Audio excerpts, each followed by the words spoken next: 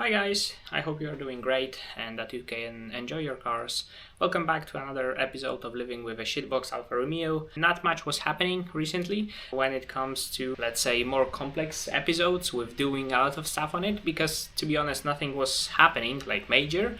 And also I was preparing for doing some more work just to make it safe and sound for driving on the Nürburgring in August. So what you will see in a second is just like the big preparation for it. And as I've said, as probably some of you know, with old cars, when you want to do something on them, you just have to prepare and think about everything, to be honest, that if something can go to shit, everything will probably go to shit. So this is how it was in this case, but as I've said, I was prepared with every bolt, with every element. What was needed to be done was a very small thing. The bushing on the rear wheel hubs was supposed to be changed because it was simply shattered. And if some of you know a little bit about Alfa Romeos, it's quite difficult to change because you have to take the whole wheel assembly and press it out and put it in. But in this case, in case of this car, everything is old, so everything is stuck, is seized, and it's not moving. So it was a lot of fighting. I didn't record that because the entire video of me dismantling this and trying to get the bolts out would be just screaming, cursing, so the whole video would be just beep, beep, beep, beep, beep, beep. So I didn't want to put anything like that on YouTube. But yeah, so this is, let's say, the aftermath. Now, in this video, we will proceed with basically assembling the whole entire rear suspension. So this is the subframe for 156, 147 or GT. They are exactly the same on every car. So basically, where was the problem? So here, everywhere. So this is how it looks like. This goes into the shock absorber and the wheel hub, right? And the long bolt goes through it at the bottom. And so what is problematic is that, this is in the wheel, right, near the wheel. So all of the dirt gets in here. And those bolts simply seized up, get very dirty, get very rusty. And since they are very long, it's very difficult to just simply undo them, let's say, because they don't have the thread through entirety of them, just at the end in here. So as you can see, the thread ends in here. So you cannot just unbolt them, right? You have to unbolt this nut and then simply smack them through a little bit. But usually this element keeps, let's say, getting them stuck. And also the wishbones which sit on it, also because they have metal elements inside of them. So all of this rusts quite badly, and it's very difficult to get it out. And so the only solution, like from my perspective, maybe someone in the comments could say any other solution. So the only solution for this is plenty of heat and plenty of fighting. I was simply using something like that. Right, so just a gas bottle with lighter, let's say. And as you can see, during the process I damaged two of those, the shorter one. Alfa Romeo has two shorter wishbones at the rear and two longer ones, right? So I have to buy new ones, and the old ones I went with buying new rubbers and fitting them into it. So now what we are going to do is to start the assembly to prevent all of those bolts and nuts getting stuck all over again.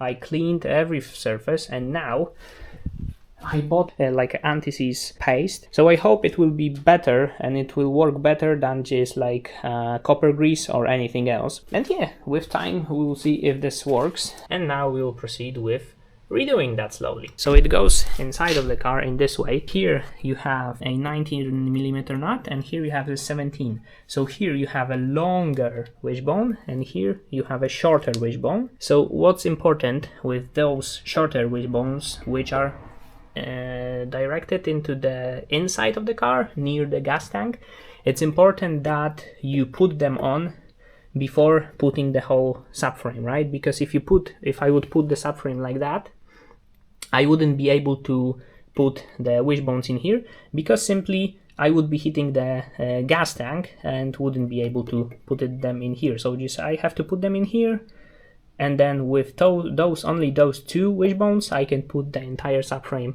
up into the car, and then we can continue with the rest.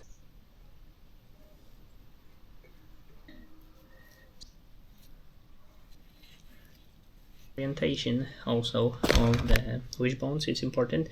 You cannot just put them anyhow like this or whatever. They have to be like that. This element going into the rear bumper. Now we put a big washer, a smaller one, and the nut. Yes, yo.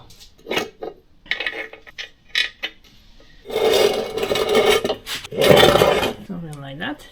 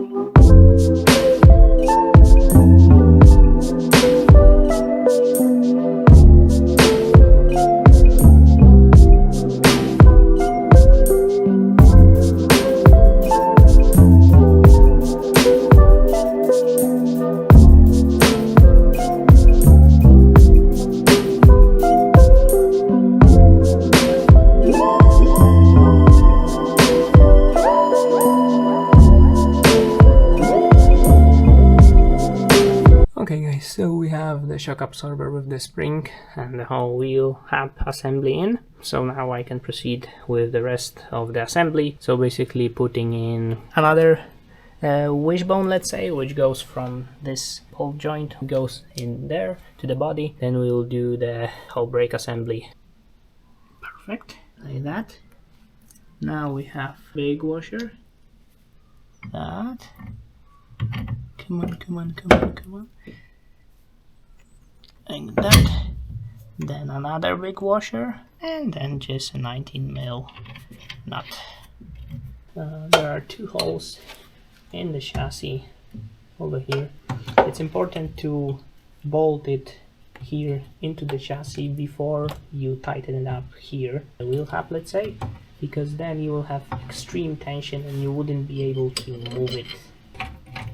One goes in and the other should get in fairly easily because they are deep in the chassis. So if they are not going easily and if they are corroded, that's a very bad sign. It means that your car is completely rotten, and we don't like rust. Well, maybe apart from Auto Alex, but he's a different kind of a car guy. He's a rust guy.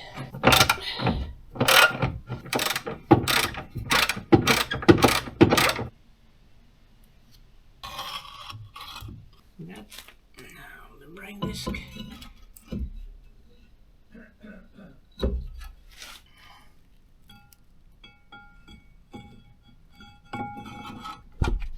Okay.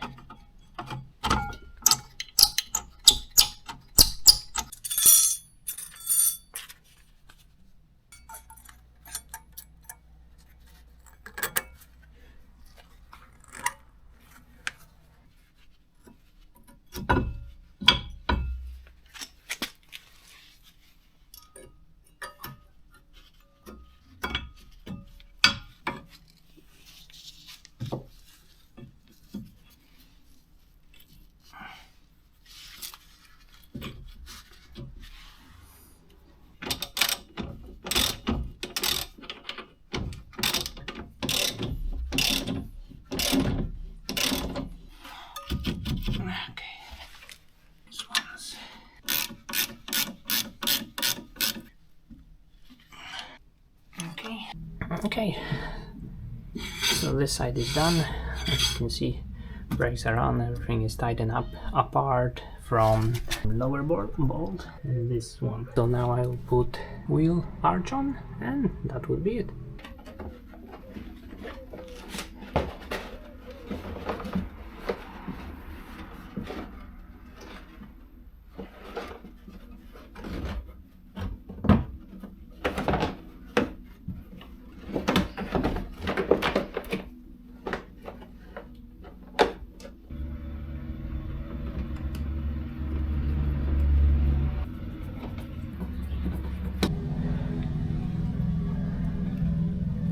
So we have it in here. So then the only thing left to do is to put the wheel back on. Let's go to the other side.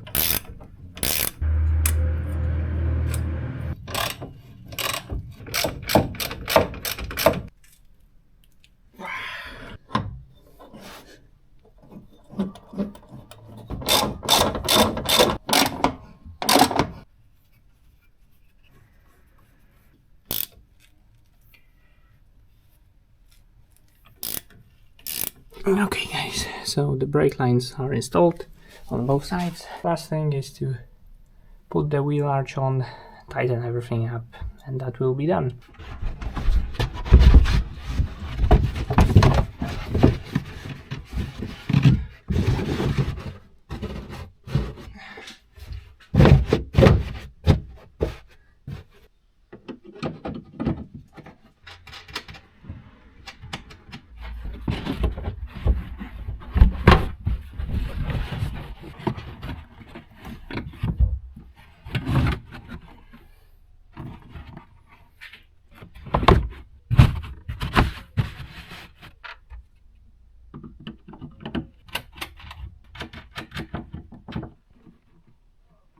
Okay, so as you can see guys, only the top part is left in this element, but I will do this later on when I finish with the suspension.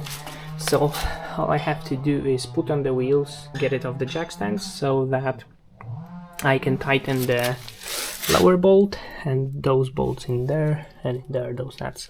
I will have to somehow climb under the car and yeah.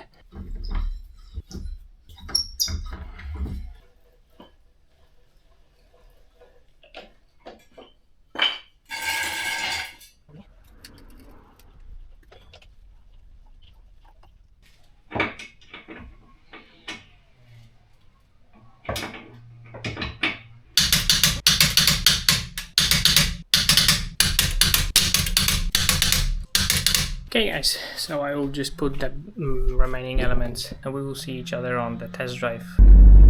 Okay guys,